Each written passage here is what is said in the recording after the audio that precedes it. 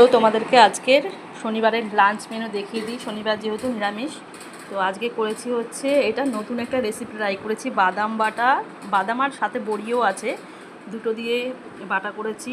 জানি না কীরকম লাগবে, কোনোদিন খাইনি। আর হচ্ছে এখানে করেছি হচ্ছে পেঁপে সেদ্ধ। পেঁপেটা ছোলার ডাল যেহেতু করেছি, ডালের সাথে সেদ্ধ দিয়েছিলাম, যে কারণে গায়ে কয়েকটা ডাল লেগে রয়েছে। আর এই দেখো করেছি হচ্ছে পটল পোস্ত। আর এখানে করেছি হচ্ছে গাঠি দিয়ে আলু দিয়ে তরকারি। আর এই গাঠি আলুর তরকারিটা না আমার খুব ভালো লাগে। চিংড়ি দিয়ে তো ভালো লাগেই, তার থেকেও বেশি নিরামিষটাই আমার বেশি ভালো লাগে, গাঠি দিয়ে আলু দিয়ে তরকারি। আর এই হচ্ছে ছোলার ডাল।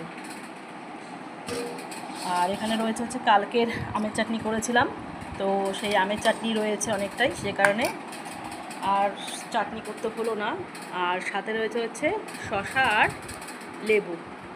অনেকেই ভাববে যে নিরামিষের দিন ছোলার ডাল মানে অন্য ডাল না করে ছোলার ডালটা কি ভাত দিয়ে ভালো লাগে? কারণ হচ্ছে আমার হাজব্যান্ড ছোলার ডালটা ভীষণই ভালো খায়। আর ছেলে রাতে যেহেতু রুটি খায়, ছেলে একা খায় না, আমিও খাই, তো রুটির কাজটাও হয়ে যাবে। আর আমার হাজব্যান্ড ছোলার ডাল হলে অন্য তরকারি ধরতে গেলে বলে আমার দরকার নেই, তুমি ছোলার ডালটাই দিয়ে দাও। তো ছোলার ডাল করলে খুব খুশি হয়। আর ঘরে এত ছোলার ডাল এনে এনে রেখেছে, ও জিজ্ঞাসা তো করেই না। তো এখন কয়েকটা প্যাকেটে দেখছে কেরি পোকাও ধরে গেছে, এত ছোলার ডাল হয়ে গেছে। এখন ছোলার ডাল খাওয়াও হচ্ছে না, নিরামিষের দিন হলেই খাওয়া হয়।